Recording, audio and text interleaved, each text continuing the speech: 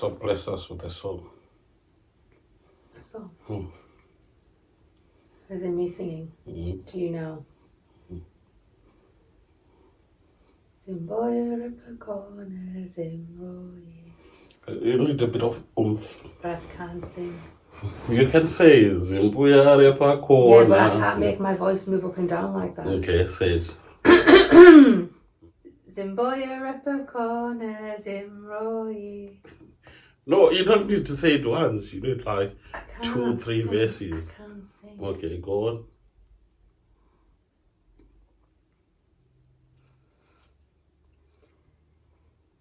Zimbabwe Repacona, Zimbabwe. Zimbabwe Repacona, Zimbabwe. Zimbabwe Repacona, Zimbabwe. That's it. Well done. Okay. You mock me, to be honest. I don't. Hey, you do. I'm teaching you. Right. Okay. Hello, everyone. This is us, the Machinguras. First and foremost, we would like to thank you all for comments, shares, likes, and any interactions that you have been doing in our previous videos. It means a lot to us. And for those that had something to say, I would take it as constructive criticism. Yeah, some they think maybe they might hit me somewhere where it's maybe deep or it might cause an emotion, but I take it as a positive criticism, and I hope in future videos I will do better. You need to give me a break, guys. I've only been here for just 15 years plus, so it's not been a long time. So I just want to say that his video voice is completely different to his normal talking voice. He sounds completely different off camera to what he does on camera when he's talking. Completely different. When we ever meet people from Zimbabwe, they actually think he was born here. That happens all the time. So he is just a... I think when I'm on camera, it's just nerves. It's just being nervous, as it is a new thing to us. Taking videos, footages of ourselves. It's never something that like we do all the times. So when you are first on camera, it's a bit nerve-wracking, but we are trying. Or I'm trying, rather. We'll get there one day, eventually. Wait. You're actually good. In comparison to what I do, you're actually good. Anyway. Okay. Yeah, so this is our channel documenting our building in Zimbabwe and relocating to Zim. Like you said, thank you to everybody that's already reached out with us and contacted us to help us along the way with our journey. This video is just a quick one, just showing some of the footage that we've collated from our previous trips to Zimbabwe, from our honeymoon, travelling around the country, some of the fun little things that we did, and just a few bits on our land and things like that. So this video is mainly going to be a collection of footage, and then in the middle there'll be us talking about the car accident we were in the first time we went, which was quite bad, really. Yeah. So when we get to that point of our trip, in terms of where we are in the footage, that's when we'll be back just talking about that for a little bit. Yeah, so I thought it was going to be a good idea to go to Zimbabwe for our honeymoon, considering my wife had never been. So I just wanted her to go to Zimbabwe, or come to Zimbabwe with me and explore what Zimbabwe looks like, its culture, its people, and anything that comes with Zimbabwe. It was quite a journey when we were there, because a lot happened. and that was the time that also she had to make an informed decision whether Zimbabwe was for her or not, which in the end she said she was happy for us to plan our future looking towards going to Zimbabwe to retire in Zimbabwe. So we won't talk too much because I say this one's just a short video. Please remember to like, comment, share, subscribe. We really do appreciate all the support, and the more people that reach out to us with tips and advice, you know, the more it helps us to develop what we're doing.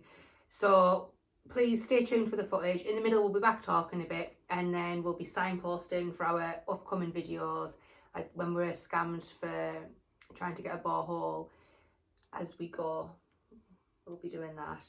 And also stay tuned because our upcoming videos, we have a few surprises and some fast developments that are going to be taking place very soon that we're in the middle of. So yeah, we're excited about that. That will be proper progress for you to be able to see that we're going to document. And I won't say too much, but yeah, so stay tuned. Like she said, there's going to be some surprises in terms of like our progress going forward, so it's something to watch out.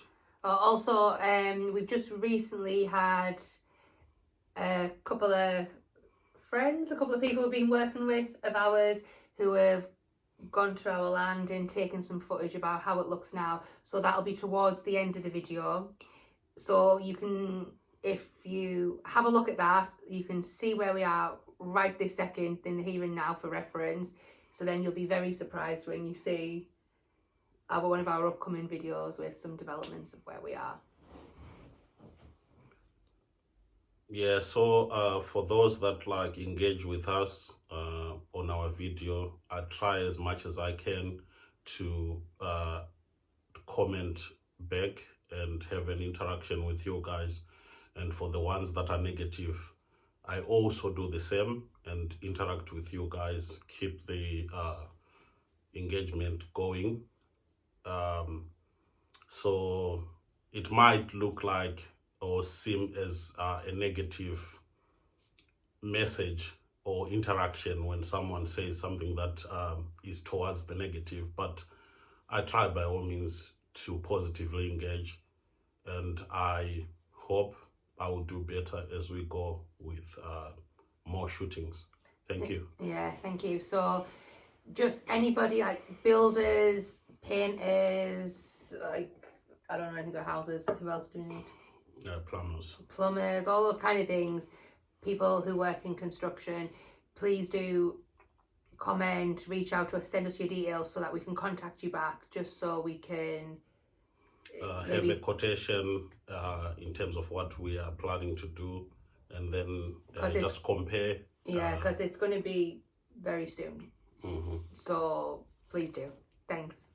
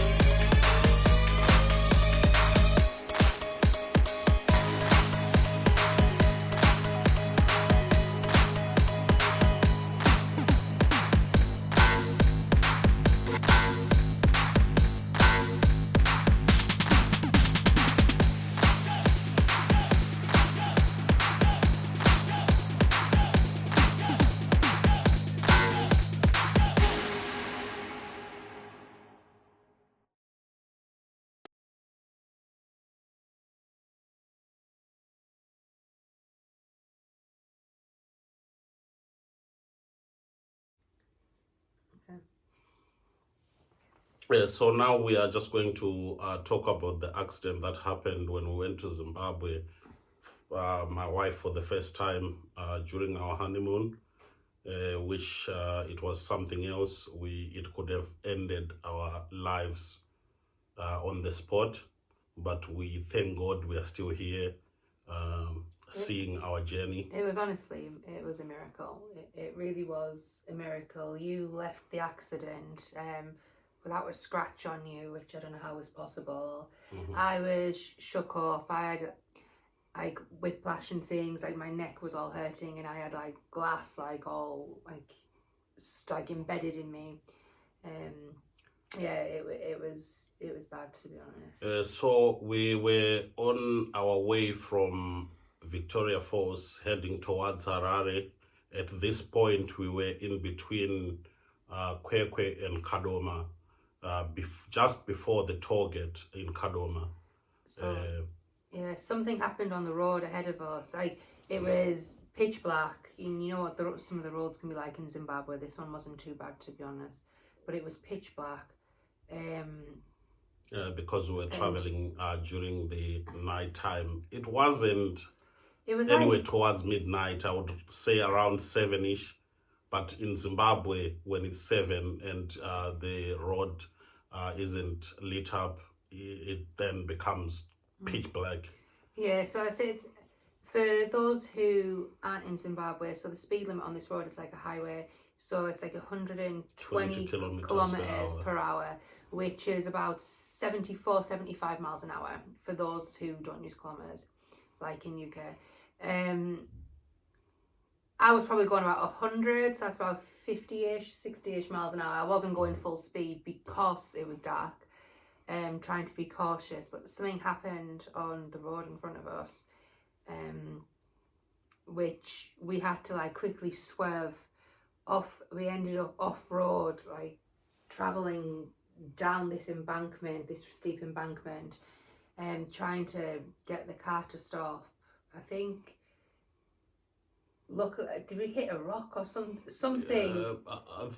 We did hit something that was quite bumpy, and it slowed the speed of the car whilst veering towards the trees, because now we're off-road and going into the trees. We were like heading down an embankment into the bush, but luckily something like a big rock or something slowed the car down just before we smashed into a tree, so that obviously took some of the impact away, thankfully. So the front of the car, it's sort of folded, like this is the tree, like folded around the tree, which was, it was scary. Like the tree came through the car came forward into like where we were, the windscreen all shattered, which all the glass went. Your airbag came out and it like protected you, protected me. But the glass from the windscreen shattering burst my airbag, so I didn't even have an airbag to protect me, which I think is why I ended up hurting all my neck and my back. I think the only thing that that saved you was the grip that you had on the steering. Yeah, I had my arms like locked, trying to like brace myself, because I knew when we hit something it was going to be, and the speed which we were going, to hit a tree at like 50-60 miles an hour, like 100 kilometers an hour, that's something. So, like, to say we walked away is I think whilst we were still on the road, because things happened in quite quick speed, though in slow motion. I don't know if it makes sense. It felt slow motion, but this was actually happening at like 100 kilometers an hour, so it must have been very fast. So when we realized that now she needed to move off-road to avoid what she was avoiding, there was no time to brake enough, though she might have tried. I don't know, because she was driving. Yeah, I was trying to brake, but it was too late. The car was late. There was something ahead of us on the road. Yeah, the car was going in speed. At this point, when the car was off-road, we concluded something that just happened between us where we both felt the same way that this is the end of it. You said something to me, and I think I also said, I said always know that I love you. yeah, and I said, we said our goodbyes as we were going towards the trees, because at this point we had fully concluded that this is the end, and there was no any shred of thought that we might survive. We just concluded that this is the end. Yeah, it was bad. It was really bad, to be honest. So then the accident has happened, the impact has alerted the locals. Now they are rushing and running towards the road where we were. We had to like crawl out of like my side of the car, because your side of the car was all like smashed in. And I couldn't open my door, so I had to climb to the driver's side to come out of the car. Because all the middle of center like of the car was all like smashed through. We are, as we are outside trying to piece up what had happened, the locals had already like are coming, trickling in to ask what had happened.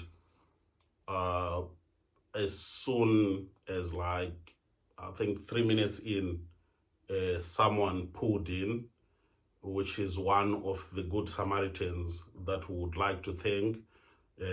Maybe one day you will come across this video. I'm still in touch with him. I'm sure you'll see it. If you share it on Facebook, you'll see it. Yeah, here and there, we still communicate via Facebook. His name is Blessed Ndushu. He's from Kadoma. Shout out to you, my bro. You are a life savior. So he's the one that was organizing, trying to call the police. But prior to this, whilst we were, the accident was happening, your phone did something that surprised me, because I've never been involved in an accident. So it was the first time of seeing this happening on an iPhone. Yeah, because my iPhone, like the impact of the crash, the iPhone knew we'd been in a car accident, so it tried to ring the police or the emergency services, should I say, but obviously because we weren't in the UK, it couldn't get through to anywhere. It was just it was trying but couldn't get through. Soon after the accident, we also tried to reach out to the local number that we call emergency services, which is 112, but it was not going through. Then this guy, Blessed Ndushu, contacted someone in the police service at Kadoma that he knew. Then he had to drive to Kadoma. He passed through the toll gate, telling them that there was an accident that happened a few kilometers further towards Kwekwe. From what we were told, because as Blessed Ndushu was going to Kadoma, to the police station, another good Samaritan, this one, he had a big car. He just pulled it was like over. A pickup or like a 4x4, like a Jeep or something. Because things were happening so fast, we can't quite tell whether his car was a pickup or it was just like a big 4x4. I thought it was a Toyota Hilux, personally. Could be, but with how things were happening, I didn't have a time to check. I just know that like from being inside the car, it was a nice car. Then this guy, we had to hitchhike going to fetch police officers to come to the scene of the accident. So it was just a form of trust to the guys that were the locals, to just leave them where the car was, sort of to safeguard our things, which wasn't a good idea. But at this point, we didn't have an option, because my wife was not from Zimbabwe. It was her first time to be in Zimbabwe. It was pitch black. She didn't know anyone who was there, and people are talking in a foreign language she didn't understand. So the best we could do was to go together to Kadoma to fetch police officers. So we had to leave the car with the locals without any of us because we had to go together. We went to Kadoma. When we passed the toll gate, the police officers who were at the toll gate saved us quite quick so that we could pass, as we had said to them, who were the ones who had been involved in the accident. The police officers were actually saying, oh, we heard about the accident. We tried to walk to come to the accident, but after walking maybe for a mile or so, we realized that it was too far, so we had to come back to the toll gate. There's nothing much we could do because they didn't have transport. So we went to Kadoma to fetch a police officer. When we got there, Blessed Ndushu was already sorting it. So when we got there, we then had a police officer that we brought back to the scene of the accident. When we were on the scene of the accident, dramatic events sort of happened. I don't know if you want to say a bit then. I don't know what I'm allowed to say, so. All right. So the police officer was now doing his preliminary investigations to what could have caused the accident. So, by the way, this police officer didn't have any form of equipment whatsoever. All he had was his uniform. That's what we could tell he's a police officer. And because we took him from a police station, that's another giveaway that we could know he's a police officer. So now we're at the accident scene. He had to ask us for our phones to use as a torch or as light. And because on the side of the roads, the local people, they also use that side of the dust side of the road to merge onto the main road. So there were so many tracks of other cars, probably it had rained some weeks before or whatever. So now he's trying to say the tracks that he's seeing on the side of the roads coming onto the main road, that, oh, I can see you veered off the road, you went into this dust side of the road or the verge of the road, then you came back onto the road. How you can do that at 100 kilometers an hour on an embankment at night and survive would so be, what he was would trying be another thing. what he was trying to allege was she lost control of the car to an extent where she was just meandering on the road, off and on the road.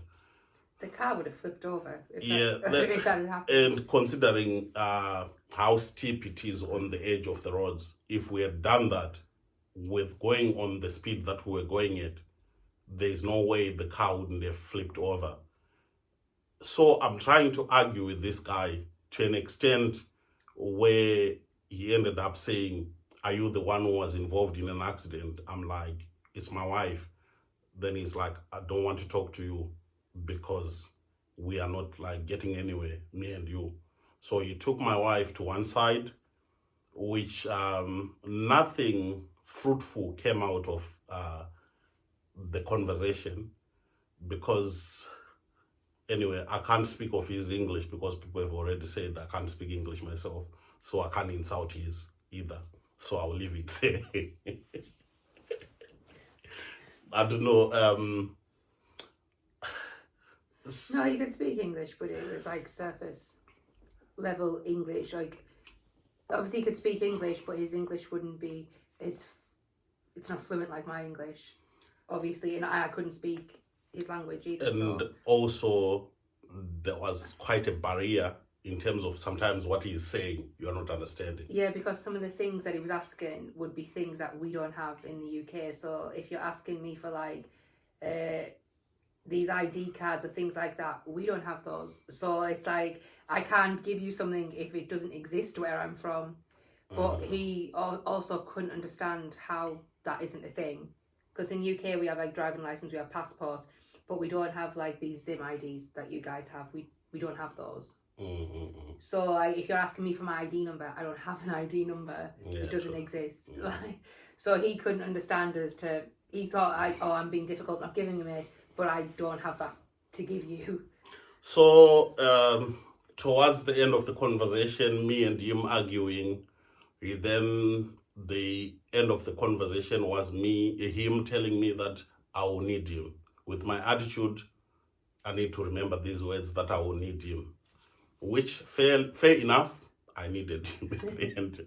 But in this moment in time, I wasn't taking any nonsense. I was making sure emotions were high. Yeah, I think emotions Obviously, just took over the whole conversation. We were in shock.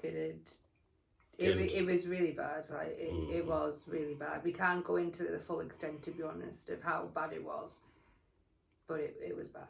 So the preliminary investigations, let's say they were concluded, but to us unconclusive, because obviously there is no proper equipment that was used or anything.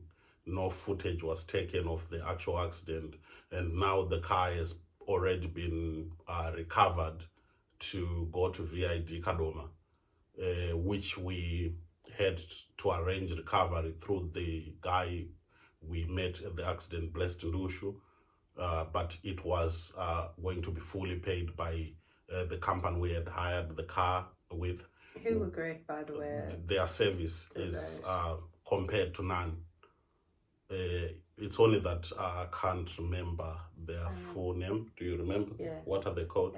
Terrain King car hire. So sometimes they go by, I think as well, Costco. I think one of them, Costco, might have been their old name. So for anyone who is going to Zimbabwe and they're looking for a company that's great to do business with in terms of hiring cars, Terrain King or Cost Carter, they are the guys to go with. Their service is smooth. The day after the accident, they came, they brought us another car to replace the one so that we had one.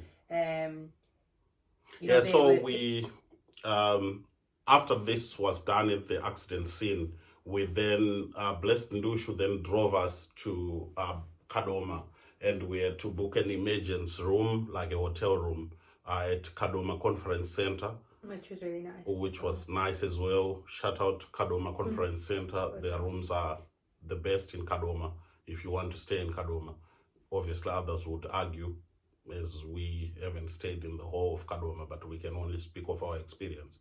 Kadoma Conference Center was the best. Even their food was quite nice. Yeah. So we stayed there for a night.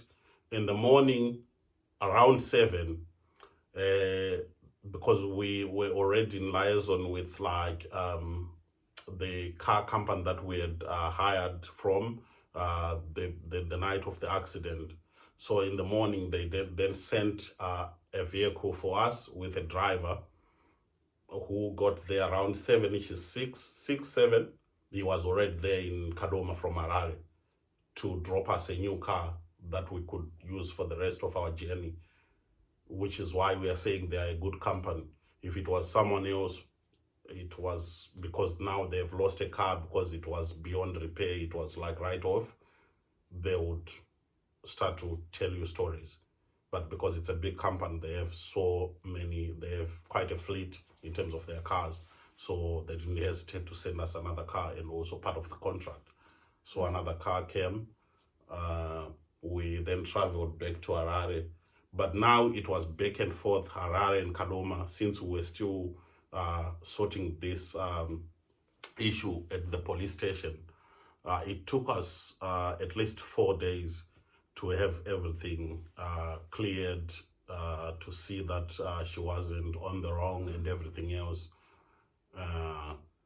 And this man that said I needed him, because as the one who had done the first statement on the scene, he needed to sign the documents so that my wife could be cleared. So actually, yes, we needed him, and he was off duty on the day that he was supposed to sign these documents, whether he was off duty or he knew that we were coming and he needed to prove a point, so he made sure he wasn't there. But after back and forth, the member in charge at Kadoma calling him, and he ended up coming back, and we ended up having quite a nice end of story with him, because we took him for lunch at the conference center, and we had quite a lengthy chat, and he was actually telling my wife some of the difficulties that they have in the job. Yeah, he shared some of his frustrations maybe with the way things are at the moment, and how it's hard for him to do his job to maybe the best of his ability. And he was actually citing the reasons why he didn't have equipment on the site, on the scene of the accident. So yeah, I feel for him. Yeah, though on the day of the accident, he proved to be something else. But after having a conversation at a later date, it turned out that it wasn't his fault anyway. He was doing to his best ability. Even if it was me, I could have done the same job, or maybe worse than what he did. So yeah, that's what happened with this story. So for me, I would say the takeaways on this, it was something that was telling in terms of our relationship was new, we're newlyweds, and then we come across something like that you almost... Wasn't a new relationship. No, not relationship. That's why I said newlyweds. So it was a new wedding, and coming across something of that nature, which could have ended our lives, it gave me a reason why we should see this to the end, both of us. And also, I think there is a lot that could be done in terms of emergency services in our country. Like I told you how this accident was something else, but until the end of everything, there was no like a car that came from emergency services, ambulance, police car, or anything of that nature, or like what's the fire service. If I'd have been there on my own, I'd have been stuck.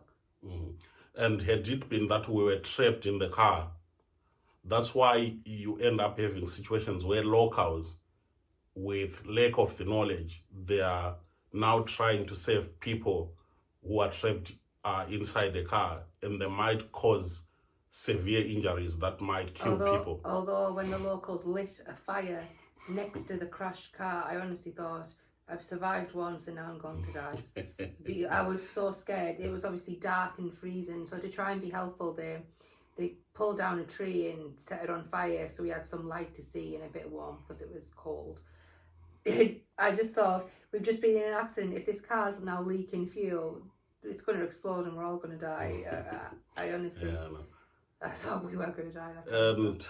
And also, the locals, though we are grateful and we thank them for quick response, however, when we went to Kadoma to fetch the police officer, our car was ransacked, trying to get everything they could in the car.